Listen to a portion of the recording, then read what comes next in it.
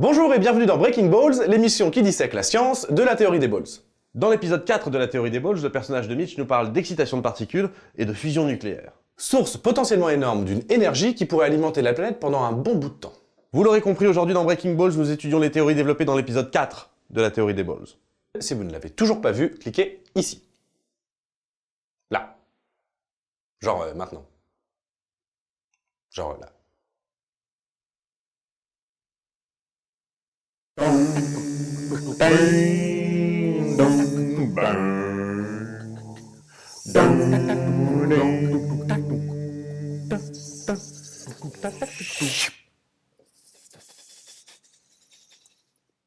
Emma, Roxane, leurs balls.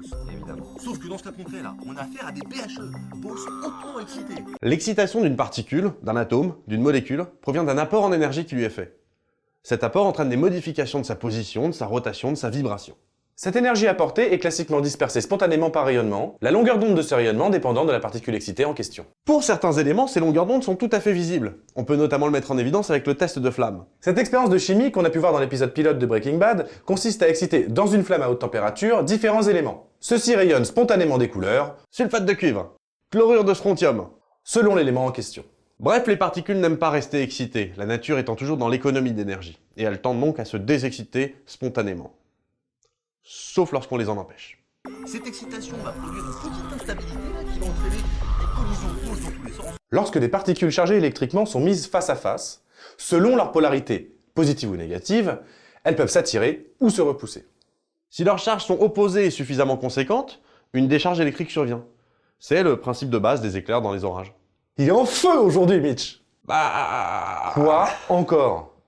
Le rapport entre les particules excitées et les particules chargées, c'est quoi déjà? Ouais. Bon. Et pas de collision entre des particules chargées, juste un transfert rapide de charge électrique. Enfin, un courant électrique, quoi. Du coup... La suite? La suite. Lorsque deux balls se rencontrent et fusionnent, elles créent une petite boule de masse légèrement inférieure à la somme des deux autres. Pourquoi? Parce qu'il y a libération d'énergie. Parce qu'il y a libération d'énergie. Ça c'est pas moi qui le dis. Hein. Ah bah non, c'est Bébert. Lorsque deux atomes fusionnent, par exemple, on pourrait s'attendre à ce que la masse des composants à l'arrivée soit la même qu'avant la fusion. C'est le principe de conservation de l'énergie. Sauf que, dans la réalité, la masse du résultat est effectivement légèrement inférieure à la somme des masses avant la fusion. Et c'est là que Weber-Einstein entre en jeu. En effet, son principe d'équivalence masse-énergie, régulièrement ridiculisé par le VRP de chez Oral-B, mais néanmoins célèbre E égale mc2, nous dit que de la masse ou de l'énergie, c'est juste la même chose. Que du coup, qui dit perte de masse, dit perte d'énergie. C'est le principe de la fusion nucléaire, celle-là même qui alimente notre Soleil. Lorsque deux atomes sont amenés à fusionner, les particules qui composent leur noyau originel tendent à s'agréger. Or, le problème, c'est que dans le cas des protons, ils sont de même charge, positive. Donc ils vont chercher spontanément à se repousser. La force qui les maintient collés les uns aux autres est une des interactions fondamentales de l'univers, au même titre que la gravitation. Il s'agit de l'interaction nucléaire forte, portée par les gluons. Le noyau résultant de la fusion de deux noyaux d'atomes est généralement instable. Et pour se rendre dans un état stable, La nature étant toujours dans l'économie d'énergie, le résultat va avoir tendance à émettre un photon, un proton, un neutron, enfin quelque chose quoi. c'est l'énergie qui est libérée lors de la fusion de deux atomes. Et la particule émise peut également, par exemple quand c'est un neutron qui est émis, se désintégrer en chaleur.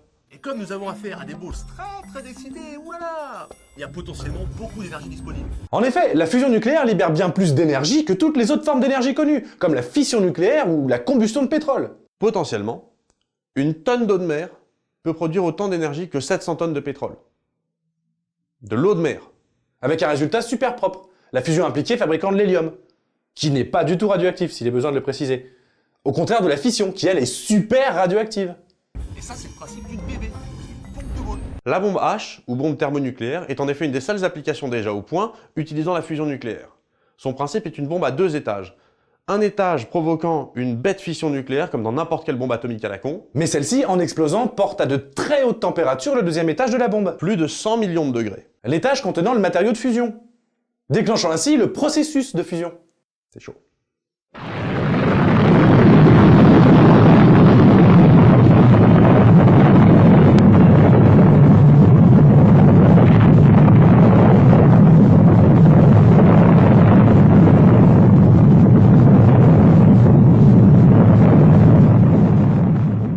Donc, la bombe H est plus propre qu'une bombe atomique classique. Mais quand même, il y a un étage qui balance des radiations dans tous les sens, donc on n'est pas non plus dans de l'écolo pur et dur. Hein. Là, tu parles uniquement de radioactivité, hein. Parce que niveau explosion, c'est pas propre du tout, ça tue des gens quand même. Ouais, à masse relativement égale, une bombe H est en moyenne 1000 fois plus puissante qu'une bombe atomique classique. Donc ouais, ça fait beaucoup d'énergie. Beaucoup. Ah, c'est l'énergie du soleil aussi, hein. Je veux dire, c'est pas le soleil de Pépé, ça c'est clair. Donc tout ce qu'on a à faire ici, c'est de créer une énorme collision là, entre les pôles afin de libérer toute l'énergie potentielle dans le projet. Aïe. Là, pardon, hein, tu peux dire aïe autant que tu veux, c'est parfaitement limpide. Oui, pardon, c'est pas pour ça que je dis aïe. L'idée est excellente. Canaliser toute l'énergie libérée par un processus de fusion pour ensuite utiliser cette énergie de façon contrôlée, c'est excellent. Oui, et Le problème, c'est qu'on sait pas faire. On sait faire une bombe H parce que, pour faire simple, on cherche pas du tout à contrôler ce qui se passe une fois que ça pète. Mais contrôler la fusion nucléaire, pour l'instant, c'est que de la recherche. Non, c'est pas encore uniquement de la recherche. C'est de la recherche avancée. On a de bonnes pistes. Je sais pas moi, le plasma thermonucléaire confiné magnétiquement, t'en fais quoi toi, par exemple? En effet. Ceci étant, un des vieux rêves de beaucoup de scientifiques, c'est la possibilité de provoquer de la fusion dite froide, sans avoir besoin de température à des millions de degrés. Oui, parce que l'énergie nécessaire à fabriquer de telles conditions, température, pression, fait qu'il n'est pour l'instant pas très rentable de produire de l'énergie par fusion. Or, la mécanique quantique et l'effet tunnel nous disent que des protons peuvent s'attirer, même soumis à des énergies relativement basses. Pour le coup, la fusion froide, ça signifie de l'énergie propre en quantité quasi illimitée. Les océans pourraient fournir toute l'énergie dont la planète a besoin pour des dizaines de millions d'années. Donc ouais, il y a de quoi voir venir. Elle permettrait sans doute d'améliorer aussi grandement l'exploration spatiale. Qui dit plus d'énergie dit plus d'accélération pour un vaisseau, en effet. Surtout à masse égale. Bon, du coup... Là, du coup, j'avoue, Mitch me fait rêver. Mais bien sûr qu'il nous fait rêver. Il parle de nous emmener dans l'espace. Tu t'emballes un peu, là, non? Un clash twitto-volique. Ah ouais.